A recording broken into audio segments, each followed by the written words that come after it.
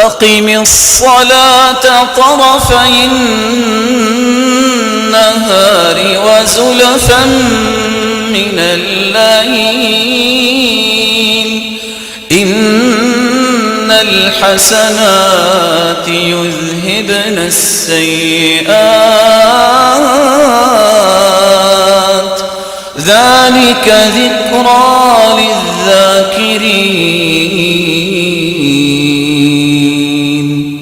وأقم الصلاة طرفي النهار وزلفا من اللیل. صبح اور شام نماز کو قائم کرو. ہوگا کیا؟ وہ گناہ جو تم کر چکے ہو. ان الحسنات، یہ نماز دنیا جہان کی توحید کے بعد سب سے بڑی نیکی ہے. جو بندہ نماز کا پابند ہے نا، اللہ تعالیٰ اسے گرنے نہیں دیتے. نماز ہر اس پریشانی کا علاج ہے جس کا حل انسانی ہاتھوں میں نہیں ہے. جس کا حل انسانی ہاتھوں میں نہیں ہے، وہ حل اللہ نے نماز میں رکھ دیا ہے. میں نے بولا کیا کہا ہے؟ اب سورج گرہن ہو، چاند گرہن ہو، انسانی ہاتھوں میں کوئی حل ہے اس کا؟ فَافْزَعُوا إِلَى الصَّلَاةِ. اس کو بھی ٹھیک کرنا چاہتے ہو نا، سورج اور چاند کو. تمہاری زندگی کو تہوالہ کر دیا جاتا ہے جب سورج گرہن لگتا ہے، اندھیرا چھا جاتا ہے. چاند ہو گرہن تو اندھیرا تو چھا جاتا ہے. کس طرح خوفناک کیفیت ہوتی ہے. فرمایا فَافْزَعُوا إِلَى الصَّلَاةِ، فوراً نماز کے لیے کھڑے ہو جایا کرو. یہ نماز ہی ایسی نعمت ہے جو ہر طریقوں کو روشنی میں بدل دیتی ہے. وہاں سورج گرہن بھی ختم ہو جاتا ہے، چاند گرہن بھی ختم ہو جاتا ہے. تو جو آسمانی آفتوں کو بھی دور کر سکتی ہے نماز، وہ دنیا کی آفتوں کو کیوں نہیں دور کر سکتی؟ ان الحسنات یذہبن السیئات ذالک ذکری للذاکرین. لیکن یاد رکھنا یہ نصیحت ان کے لیے ہے جو نصیحت لیتا ہے. ایک بات سمجھانے کے لیے، یہ 5 وقت میں اللہ تعالیٰ کیوں کہتے ہیں آجو ذرا صف بناؤ نا؟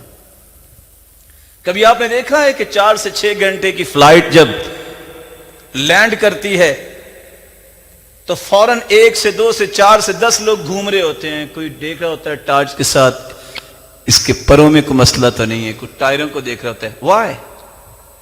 اس نے دوبارہ اڑان بھرنی ہے. اللہ ذوالجلال، انسان سو گیا، سارے کے سارے آرگن اس کے آف ہو چکے ہیں.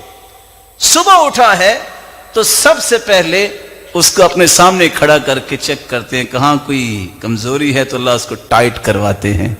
پھر اس نے زور تک کام کرنا ہے، پھر اس کو لاتے ہیں ادھر آؤ ورکشاپ میں آؤ، پھر اس کو ٹھیک کر کے عصر تک پھر اس کو کہتے ہیں کرو کام جو کرنا ہے. عصر کو پھر بلا لیتے ہیں.